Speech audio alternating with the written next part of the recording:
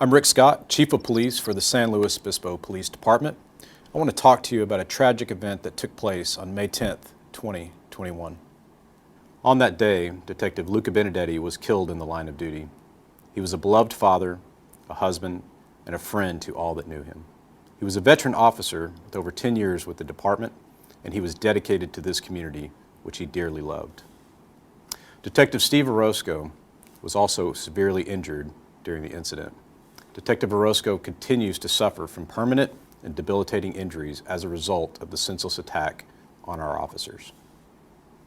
This video depicts an incident in which Detective Benedetti and Orozco were shot while serving a search warrant. Our goal in releasing this video is to provide valuable context supporting the release of information about this tragic incident.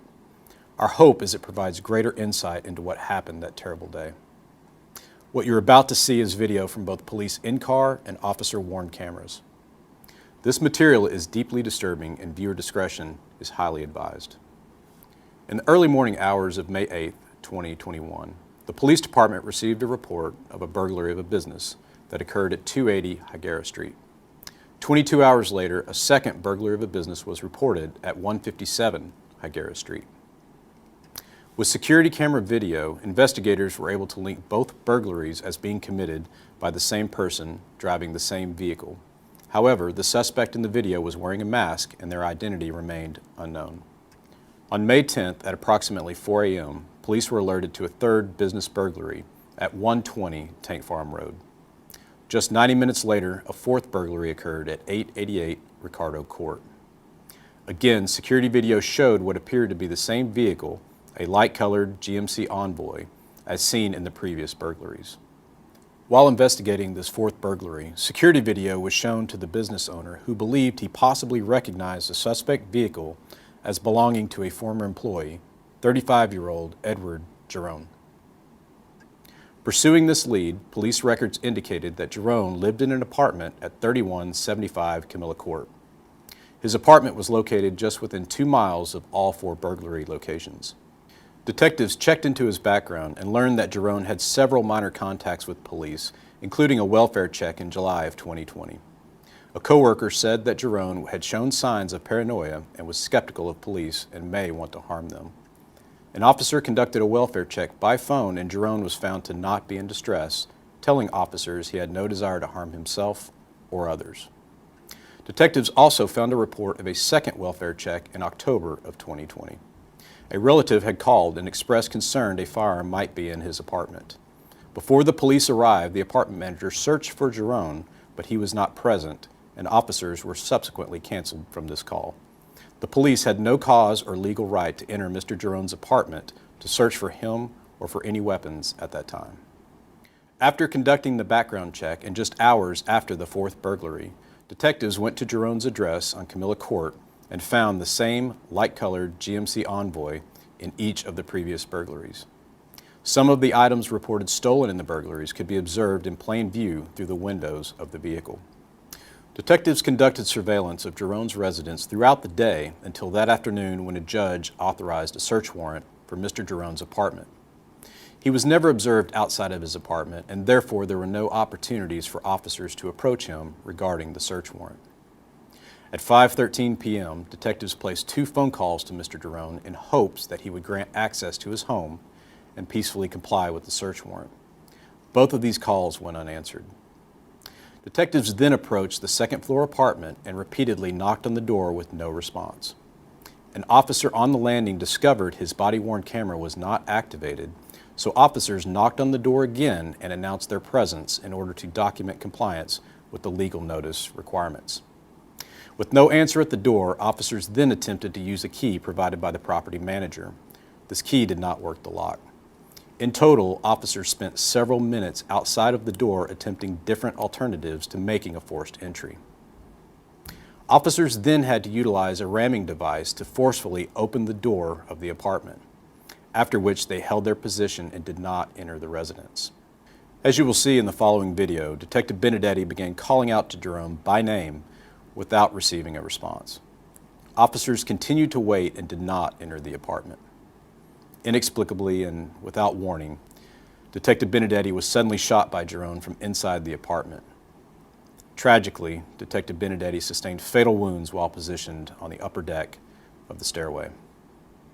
Jerome then exited the apartment and continued to shoot at officers from the top of the stairway, striking Detective Orozco in the arm and in the head.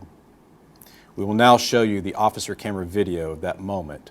It has not been edited except for audio and video portions showing the graphic shooting of Detective Benedetti.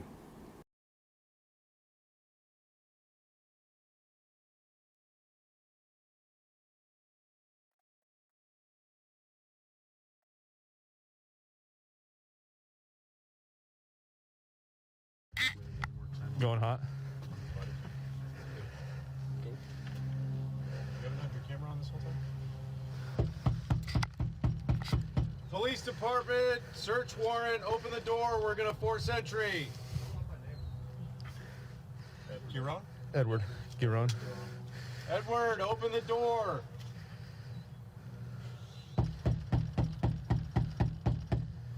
Edward, it's the police department, open the door.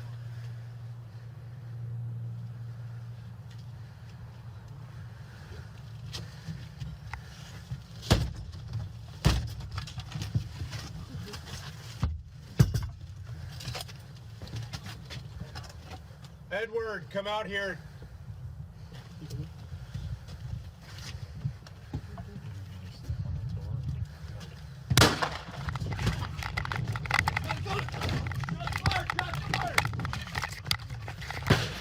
Shots fired, shots fired.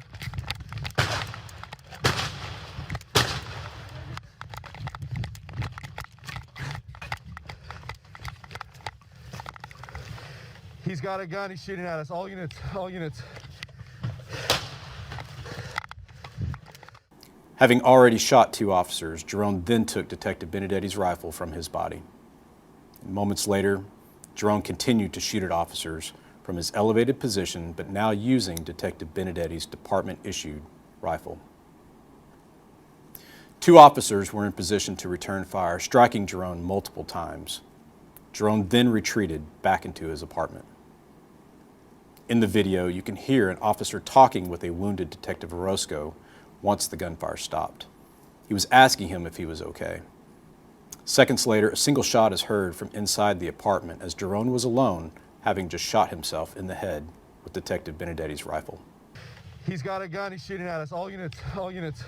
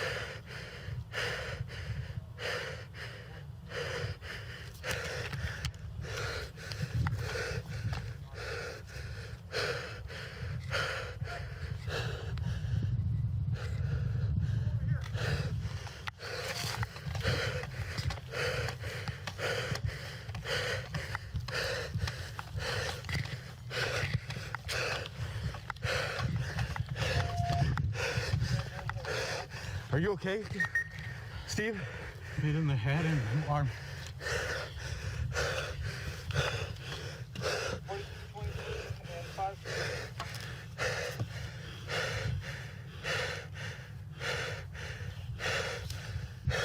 Did you get him? I think so. He came out, he pointed his gun at me. I'm copy of headcount 4223. Response.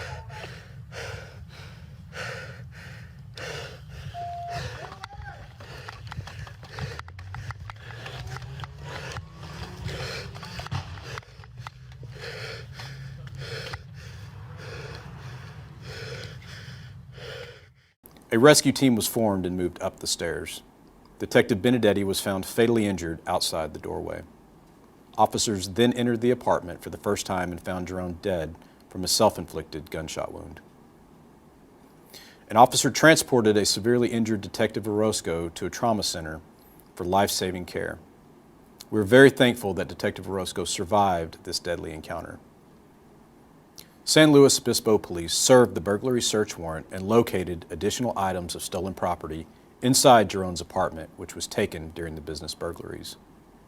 After the incident, the San Luis Obispo Sheriff's Office led an independent investigation that concluded Mr. Jerome murdered Detective Benedetti, attempted to murder Detective Orozco and other officers, and then took his own life that day. Any use of force is a matter we take very seriously, especially when it involves the loss of a life. The San Luis Obispo Police Department prioritizes the sanctity of life. We remain proactive in our response to criminal activity in our community, and we are dedicated to the high level of service we are proud to provide. Any loss of life is extremely painful. The loss of an officer honorably serving their community is unconscionable. Our hope is that this information may help promote healing for our department and for our community through an open and transparent dialogue based on facts, however tragic and heartbreaking they may be. We will never forget Detective Benedetti and his family, and we will faithfully honor Detective Benedetti and Detective Orozco and all of our team members who bravely serve the department and a grateful community.